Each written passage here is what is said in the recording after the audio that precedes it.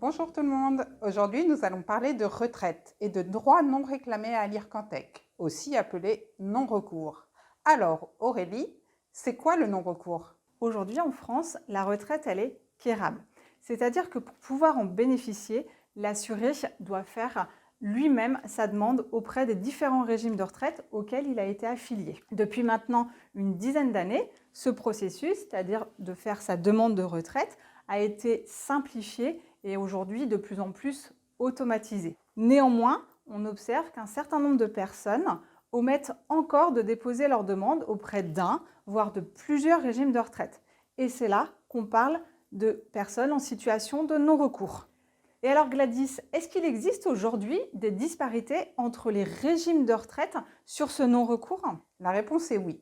Le non-recours dépend de la durée de cotisation et donc des droits acquis dans les régimes. Par exemple, les fonctionnaires qui ont cotisé la quasi-totalité de leur carrière dans leur régime de retraite, à savoir le SRE et la CNRACL, viennent presque tous liquider leurs droits à la retraite. A l'inverse, à la MSA salariée et à l'IRCANTEC, une grande partie des affiliés cotisent sur de courtes périodes et principalement en début de carrière.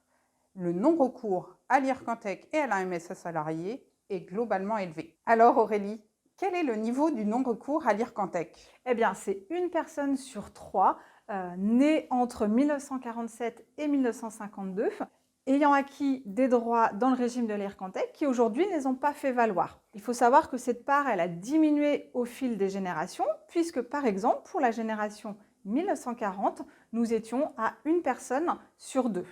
Justement, sur ces personnes en situation de non-recours, est-ce qu'elles ont des caractéristiques particulières? Il y a 3 caractéristiques majeures. La première, c'est que le non-recours diminue avec les droits acquis dans le régime. Plus les affiliés ont de droits, plus ils viennent les faire valoir. La seconde, c'est que le non-recours diminue avec l'âge de fin de cotisation. C'est un effet oubli des droits ou méconnaissance des droits acquis en début de carrière. Et enfin, la troisième, c'est que nous avons observé une rupture à partir de la génération 1949. Cette génération est la première à bénéficier des documents du droit à l'information. Ainsi, le droit à l'information et la meilleure connaissance des affiliés sur leurs droits a permis de baisser significativement le non-recours à l'IRCANTEC. Mais est-ce que ce taux va continuer à baisser? J'ai envie de vous répondre oui, non pas sous l'effet du droit à l'information qui semble aujourd'hui terminé, mais grâce à une nouvelle mesure mise en place depuis mars 2019, qui est la demande unique de retraite en ligne, dont les effets seront pleinement observables d'ici quelques années. Alors j'espère que cette vidéo vous a permis de mieux comprendre ce qu'est le non-recours et notamment au travers de l'exemple du régime de l'IRCANTEC. N'hésitez pas à suivre le lien en dessous de cette vidéo pour pouvoir lire le numéro en question. Et vous pouvez ajouter des petits commentaires et liker cette vidéo si vous avez appris quelque chose. Merci à tous!